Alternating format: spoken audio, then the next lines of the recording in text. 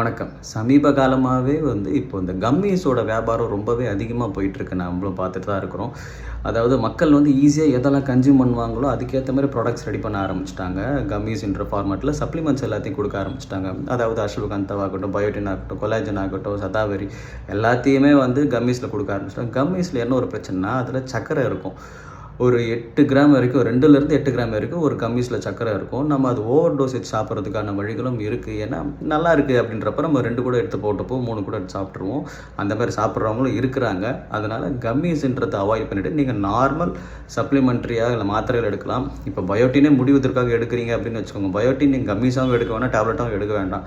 ஒரு 3 முட்டை ஒரு நாளைக்கு நீங்கள் சாப்பிட்டீங்களே அன்னைக்கு தேவையான உங்களுக்கு பயோட்டின் கண்டிப்பாக கிடச்சிரும். முடி ஓரளவுக்கு உங்களுக்கு நல்லா இருக்குன்னா அதுவே மெயின்டைன் பண்ணுறதுக்கு போதும். நம்ம ஓவர் டோசேஜோ இல்லை ஒரு 500 மில்லிகிராம் எடுத்தீங்கனாலும் உங்கள் உடம்பு 30 mcg தான் உங்கள் உடம்பு அப்சர்வ் பண்ணிக்கும். எக்ஸ்ட்ரா கொடுக்கறதுனால எக்ஸ்ட்ரா வளர்ந்துருன்ட்டு ஒன்றுமே கிடையாது. அதனால் இந்த கம்மீஸில் போடுற சர்க்கரைக்கு வேறு என்ன பேர்கள் இருக்குன்றதை நான் கமெண்ட் செக்ஷனில் போடுறேன். பார்த்து தெரிஞ்சுக்கோங்க. நன்றி.